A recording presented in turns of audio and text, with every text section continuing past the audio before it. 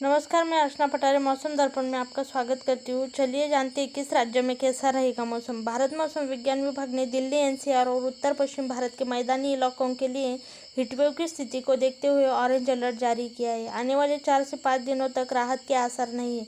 IMD ने कहा है कि राजस्थान, दिल्ली, हरियाणा, यूपी और उड़ीसा के लिए ऑरेंज अलर्ट जारी किया है। उत्तर भारत में गर्मी का प्रकोप बना हुआ है।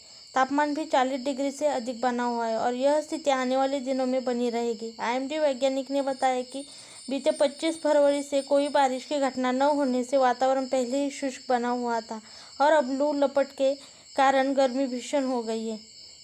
वही वैज्ञानिक की उम्मीद है कि 2 मई को आने वाला पश्चिमी विक्षोभ उत्तर पश्चिम और मध्य भारत के लिए कुछ राहत दे जाए।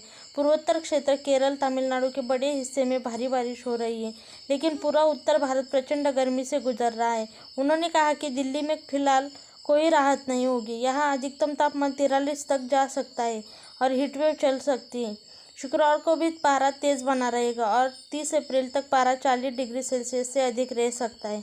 आईएमडी ने कहा कि 2 मई से उत्तर पश्चिम भारत को प्रभावित करने वाला एक ताज़ा पश्चिमी विक्षोभ के प्रभाव में 2 से 4 मई के दौरान पश्चिमी हिमालय क्षेत्र में गरज चमक के साथ हल्की या बिखरी हुई वर्षा होने की संभावना है।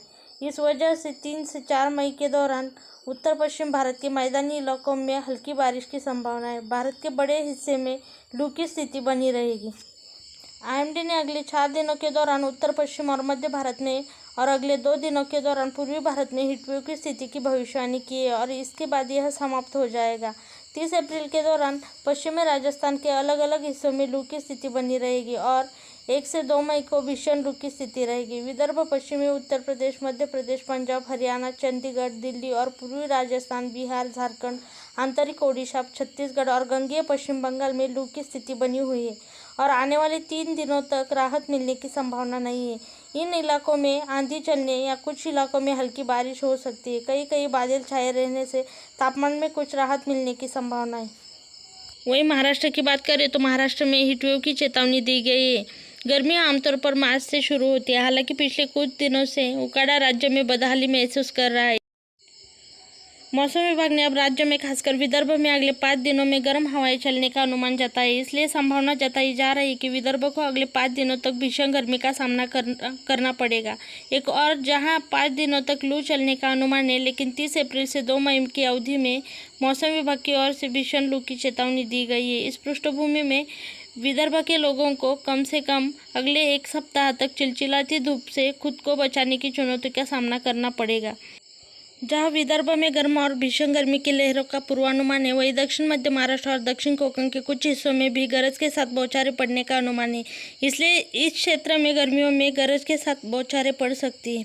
उत्तर दक्षिण के अधिकांश राज्यों सहित भारत के लगभग आधे हिस्से में अगले 3 से 4 दिनों तक लू चलने की संभावना है। मध्य महाराष्ट्र, मराठवाड़ा और मुंबई उपनगरों सहित कोंकण क्षेत्र में तापमान फिर से बढ़ने के साथ विदर्भ में महीने की तीसरी गर्मी की लहर देखी गई।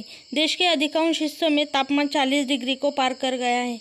मुंबई के पास के कुछ हिस्सों में तापमान 43 से 44 डिग्री सेल्सियस तक पहुंच गया है और विदर्भ जैसे ठाणे जिले में तापमान कम है।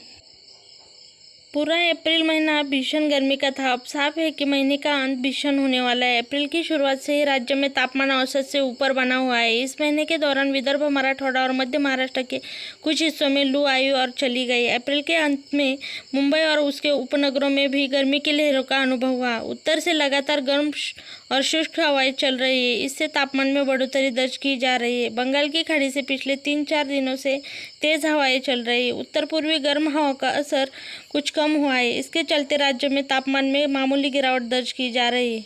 इसी के साथ देखते रहे मौसम दर्पण। चैनल को सब्सक्राइब कीजिए, बेल आइकॉन दबाइए। वीडियो पसंद आया तो लाइक कीजिए और शेयर कीजिए।